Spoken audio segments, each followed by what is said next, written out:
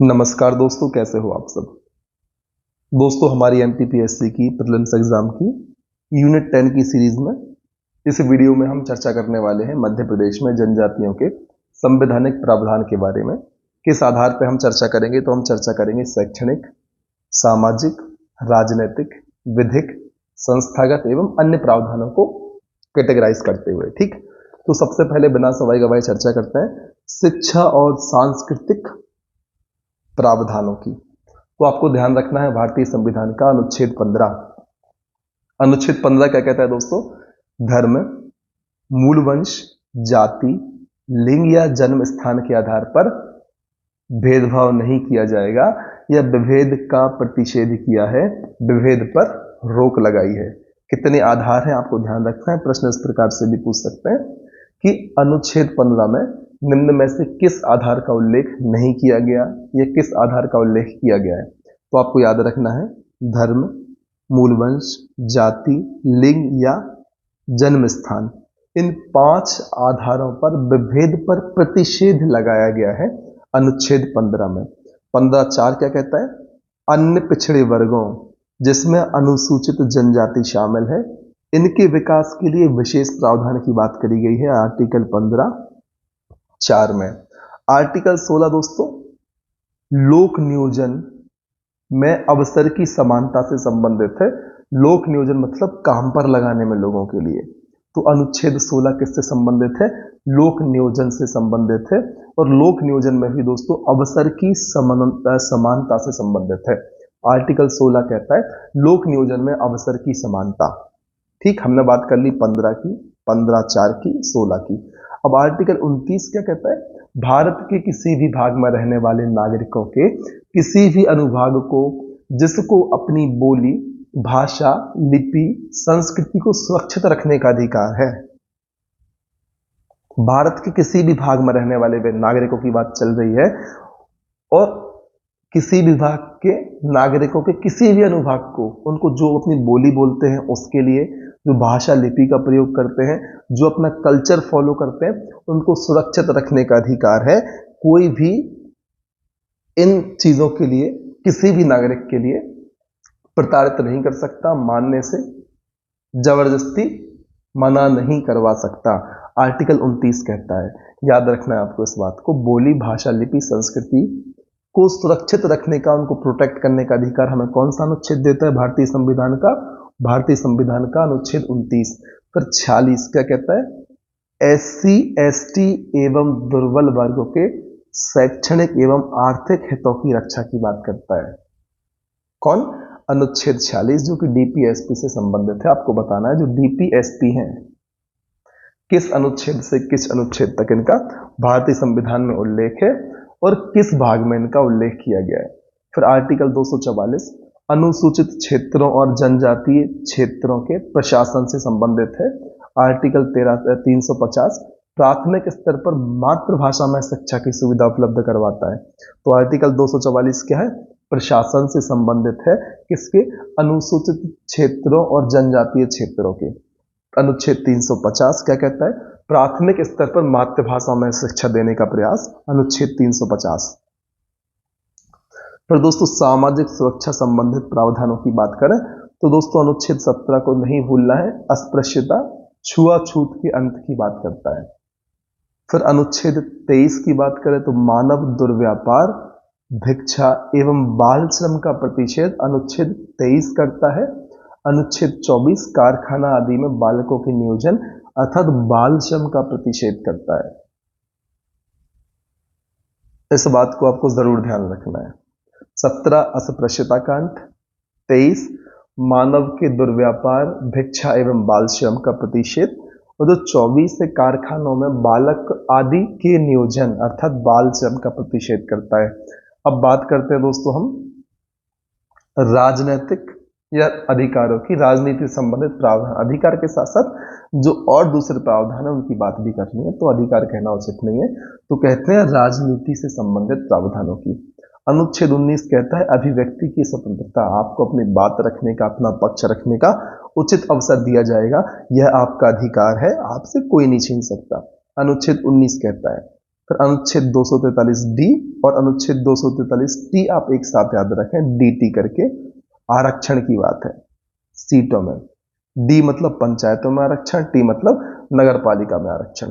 तो अनुच्छेद 243 डी पंचायतों में आरक्षण प्रदान करता है, अनुच्छेद 243 टी नगर पालिका में आरक्षण की बात करता है।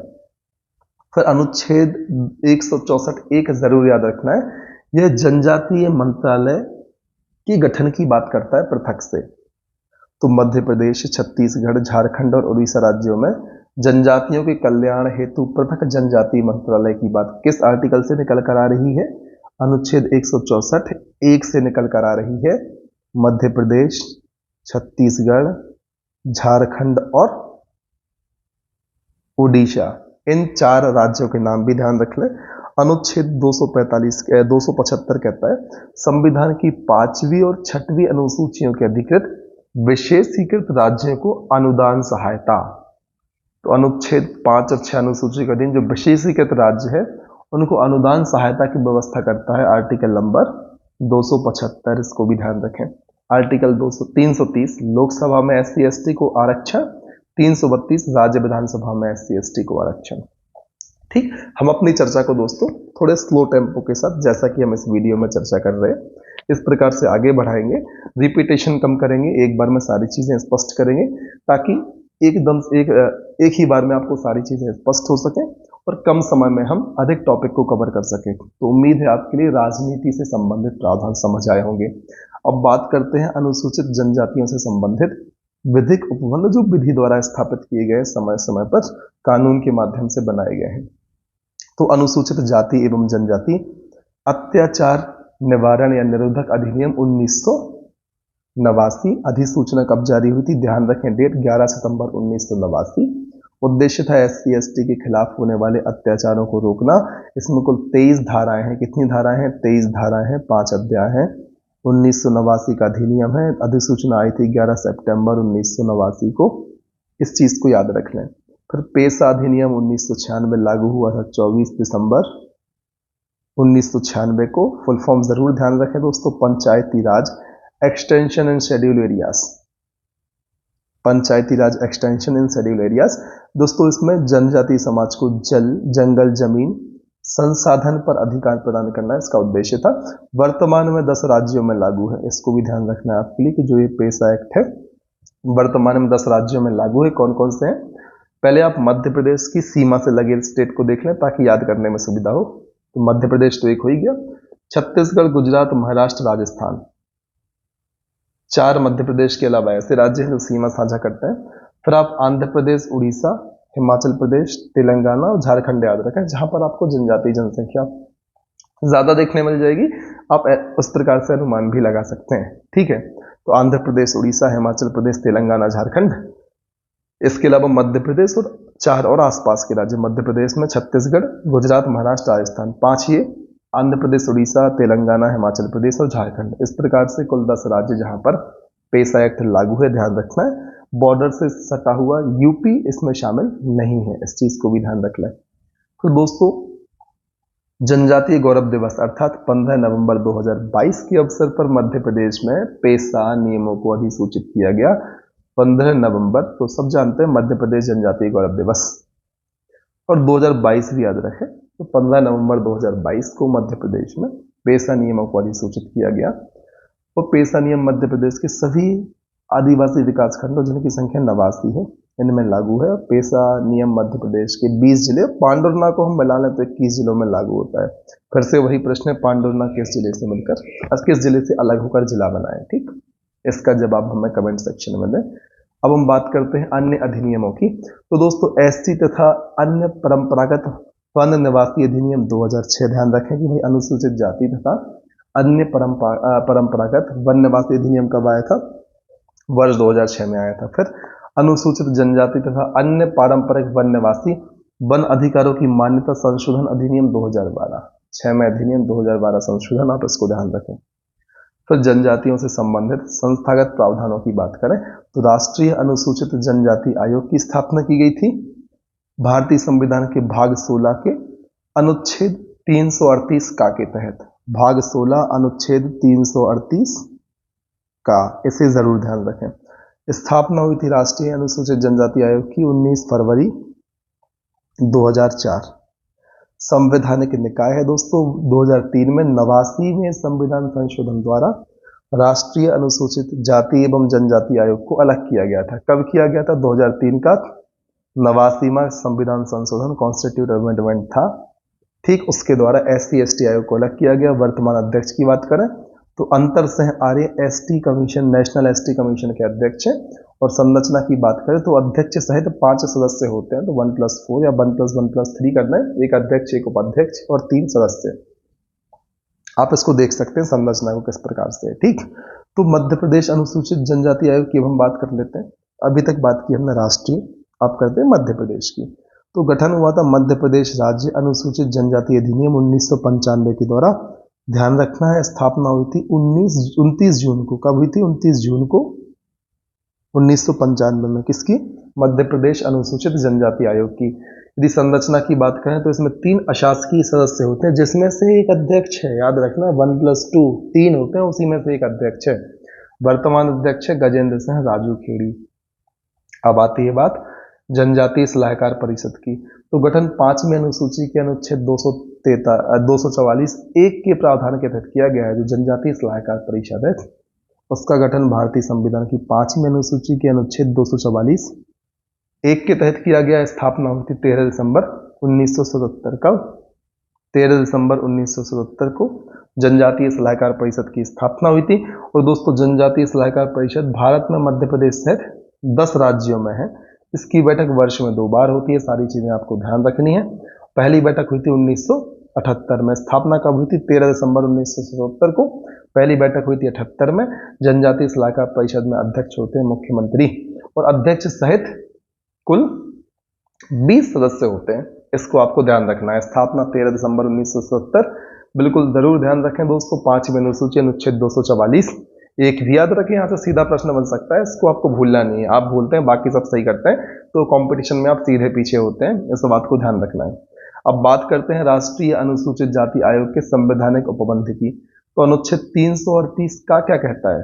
राष्ट्रीय अनुसूचित जनजाति आयोग के बारे में बात करता है। फिर 338 का 1 कहता है आयोग का गठन, 338 का 2 कहता है संरचना, अनुच्छेद 338 का 3 कहता है आयोग के अध्यक्ष, उपाध्यक्ष एवं सदस्य की नियुक्ति कौन करेगा? राष्ट्रपति करेगा।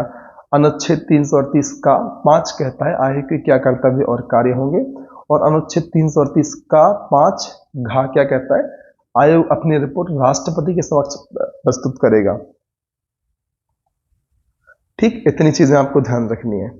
फिर अन्य प्रमुख अनुच्छेदों की बात करें तो दोस्तों जो 371 का है वो नागालैंड से संबंधित है, 371 का असम से संबंधित है। यह विशेष प्रावधान किए गए हैं इन राज्यों को। 371 का नागालैंड, 371 का असम, 371 गा मणिपुर, 371 चा सिक्किम, 371 झा मिजोरम और 371 जा अरुणाचल प्रदेश। आपको इनको भी ध्यान रखना, आप अलग अलग प्रकार से याद कर सकते हैं।